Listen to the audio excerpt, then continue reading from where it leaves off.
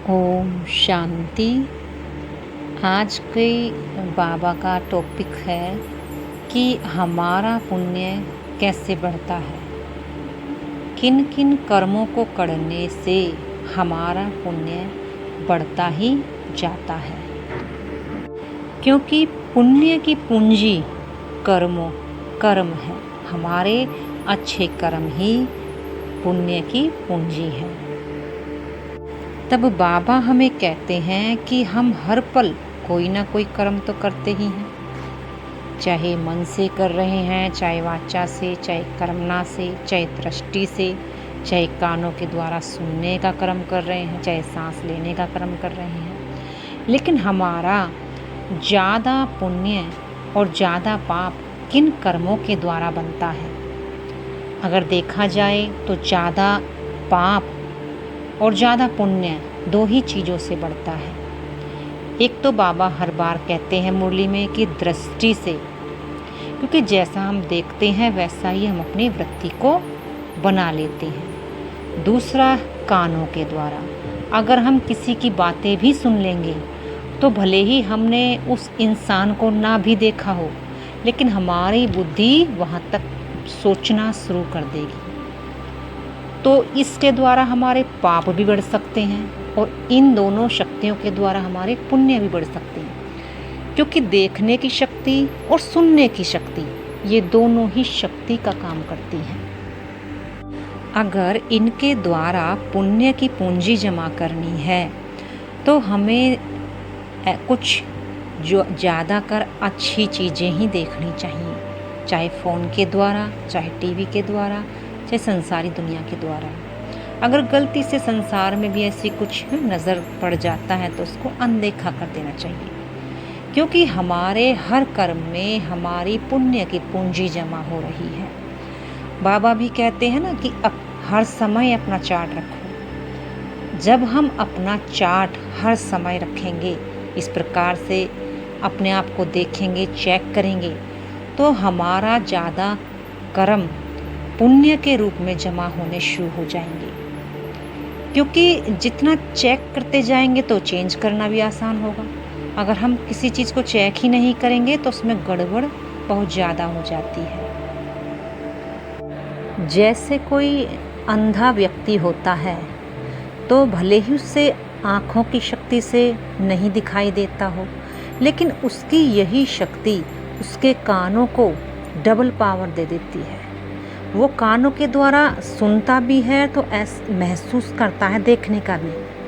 कानों के द्वारा दोनों ही वो काम करता है, देख भी लेता है और सुन भी लेता है, यानी उसकी डबल पावर बढ़ जाती है। अगर हम भी अपनी एक एक कर्मेंद्रियों की एक एक शक्तियों को जमा करेंगे तो हमारा पुण्य का खाता दिनों दिन बढ़ता ही जाएगा और हम बहुत जल्द सतो प्रधान पुण्य आत्मा बन जाएंगे। फिर बाबा मनसा, वाचा और कर्मणा पर भी ध्यान खिंचवाते हैं। चाहे मनसा के द्वारा हम कुछ सोच भी रहे हैं, उसका भी हमारे अच्छे कर्म और बुरे कर्मों पर असर पड़ता है कि हम किस भाव से सोच रहे हैं। वाचा के द्वारा भी यही है।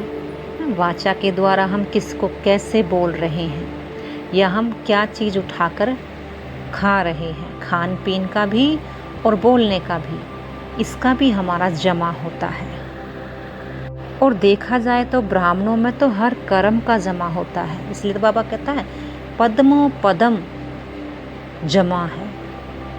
क्योंकि पद्मों पदम यानी हर सेकंड हम कर्म ही कर रहे हैं। समय के साथ क्या जा रहा है? हमारी सोच समय के साथ बीत रही है। तो उस समय को हमने किस सोच करके खराब कर दिया? कौन सी सोच में समय को भी खराब किया और अपनी मनसा को भी खराब कर दिया? तो बाबा यही कहते हैं, समय को सफल करना माना अपनी सोच और संकल्पों को भी साथ साथ सफल करना। ये है डबल पुण्य करना। हमारे सोने का, उठने का, बैठने का ये भी कर्म है कि हम किस तरह से सो रहे हैं, कितना समय तक सो रहे हैं।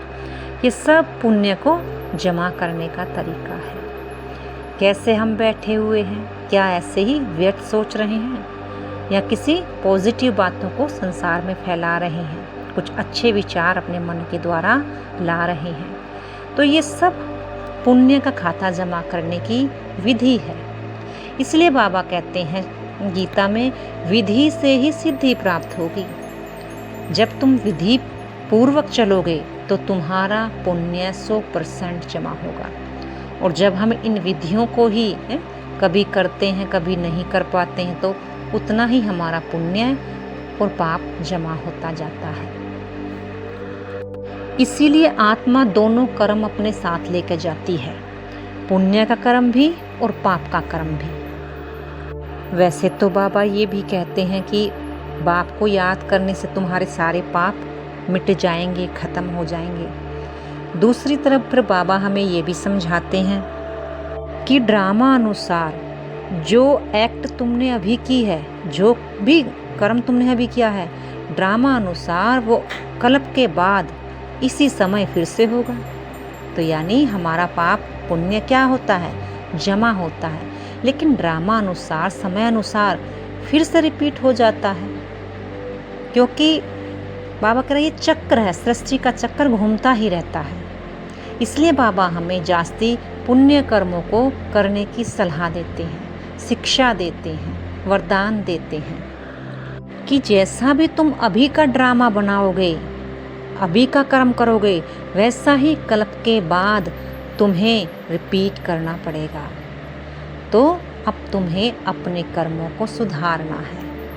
इसलिए गीता में कहा गया है, कर्म योगी जीवन सबसे श्रेष्ठ जीवन है।